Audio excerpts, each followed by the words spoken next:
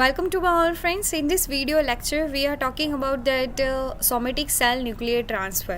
Okay, SCNT की हम बात करने वाले हैं इस वीडियो सेशन के अंदर. इस वीडियो का यही मकसद है कि यहाँ पर आपको ये जानने को मिलेगा कि हम क्यों सोमेटिक सेल न्यूक्लियर ट्रांसप्लांट को ज़्यादातर इम्पोर्टेंस दे रहे हैं करंट सिचुएशन के अंदर. Because of that induced pluripotent stem sales की जब हम बात करते हैं यानी कि iPSC की, तो अगर हमें प्रोड्यूस करने हैं iPSC, तो हम किससे कर सकते हैं? सोमेटिक सेल्स से कर सकते हैं. लेकिन ये सोमेटिक सेल न्यूक्लियर ट्रांसप्लांट है क्या, उसके बारे में तो पहले आपको पढ़ना पड़ेगा ना.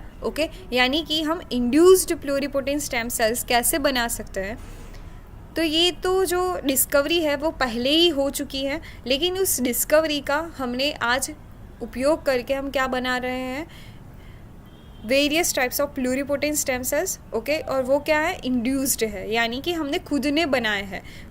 नेचुरली फॉर्म नहीं हुए हैं. हमने क्या किया है? सोमेटिक सेल्स को लेकर हमने उसे इंड्यूस किया है कि वो तुम pluripotent stem cells बन जाओ. और we know about the pluripotency stem cells which is having the capacity to produce various types of stem cells, but except trochophore वाले जितने भी सेल्स है वो नहीं बना सकता वो, लेकिन जितने दूसरे सेल्स है वो बना सकेगा. So now we are understand the discovery of the Dolly cloning, so you can better understand कि somatic cell nuclear transplant is what. So let us start with story.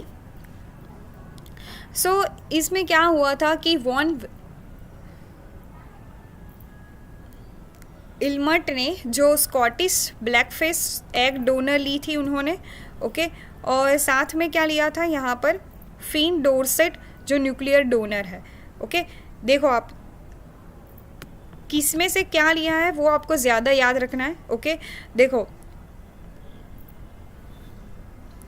यहाँ पर से जो न्यूक्लियर डोनर कौन है, विच इज़ वेरी इंपॉर्टेंट, क्योंकि nucleus के अंदर ही क्या होता है? DNA होता है. और DNA के अंदर ही बहुत सारी जेनेटिक इंफॉर्मेशन रही होती है. तो न्यूक्लियर डोनर कौन है, दैट इज़ वेरी इंपॉर्टेंट. तो ये कौन है? फिन डोरसेट जो न्यूक्लियर डोनर है, जिसमें से हमने क्या किया है कि उसके मेमोरी सेल्स को रिमूव किया है और उसके मेमोरी सेल्स को कल्चर पेट्री प्लेट के अंदर कल्चर करने के लिए रख दिया. देन आफ्टर वन उन्होंने क्या किया था कि स्कॉटिश ब्लैकफेस जो एग डोनर है उनके एग सेल्स को पहले तो रिमूव किया, उसमें से न्यूक्लियस को रिमूव कर दिया. तो वो क्या हो चुका है? अभी जो सेल बना है वो है ए न्यूक्लिएशन सेल. यानी कि उसके अंदर कोई न्यूक्लियस नहीं है. अब न्यूक्लियस नहीं है और जो मेमोरी सेल है उसके अंदर न्यूक्लियस है. इन दोनों सेल को हम क्या करेंगे? कंबाइनिंग करेंगे by the help of electronic shock और also called as a micro injection technique से हम इसे कर सकते हैं. तो हमने जैसे उसे इलेक्ट्रिक शॉक दिया एक प्रॉपर एनवायरमेंटल कंडीशन के अंदर के, तो दोनों क्या हो चुके हैं? अब फ्यूज़ हो चुके हैं. जैसे ये फ्यूज़ होता है ना, अब क्या हो जाएगा कि ये कंबाइंड सेल है ना, वो आगे चलकर वो क्या बनाएगा? क्लेवेज के अंदर चला जाएगा, यानी कि 2 सेल स्टेज, 4 सेल स्टेज. ऐसे करके ये ब्लास्टोसिस्ट फॉर्म करेगा. और देन आफ्टर ये ब्लास्टोसिस्ट जैसे ही फॉर्म हो जाएगा, इस ब्लास्टोसिस्ट को क्या करना है? सरोगेट AV के अंदर ट्रांसफ़र कर देना है. और ये सरोगेट AV जो है ना, वो कैसे लेनी है हमें? किसके अंदर हमें ट्रांसप्लांट करना है? तो स्कॉटिश ब्लैकफेस. यानी कि एग जिसने किया था ना, एग जिसने ट्रांसफ़र किया था, एग डोनर जो बनी थी, उसके अंदर ये हम क्या करेंगे? ब्लास्टोसिस्ट को ट्रांसफ़र कर देंगे. और जैसे ही हम ट्रांसफ़र करते हैं तो उसके बाद हमें मिला था कि डॉली फॉर्म हुई थी. और ये डॉली कंप्लीटली किसके जैसी थी? आप एजप्शन लगा सकते हैं कि यहाँ पर जो डॉली शीप जो बनी थी, वो जिसने न्यूक्लियस डोनर किया था, यानी कि न्यूक्लियस को डोनेट किया था, उसके जैसी बनी थी, यानी कि फिन डोरसेट की जैसी थी. किसके जैसी थी ये? फिन डोरसेट के जैसी थी. तो ऐसा क्यों हुआ? क्योंकि मैंने आपको पहले ही बता दिया कि जो न्यूक्लियस डोनर है दैट इज़ वेरी इंपॉर्टेंट. क्योंकि हम क्या कर रहे हैं? उसका न्यूक्लियस ही डाल रहे हैं। तो that wise is very important कि उसका जो DNA ऑफस्प्रिंग के अंदर जाएगा, उसके जीन्स जो है वो एक्सप्रेस होंगे, ओके, और उसके बाद ही ये फॉर्म हो जाएगी। तो उसके जितने भी कैरेक्टरिस्टिक हो गए वो किसके जैसे थे, फिन डॉर्सेट के जैसे थे। ऑल्दो इट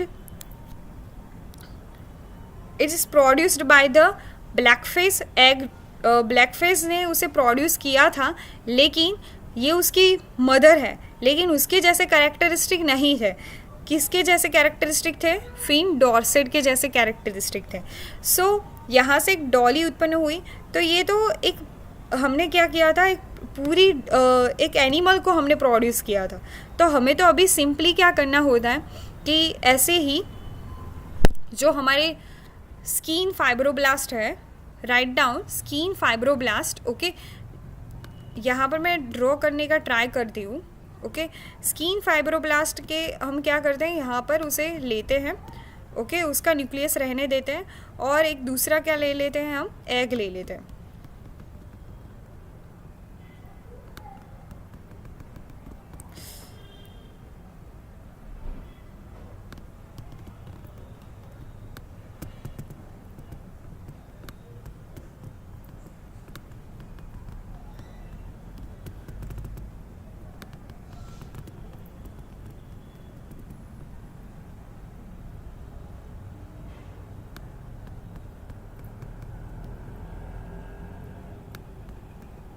ओके, तो ये एग हो चुका है और उसके अंदर न्यूक्लियस नहीं है, ओके, और इन दोनों सेल्स को हम क्या कर देते हैं, फ्यूज़ करवा देते हैं।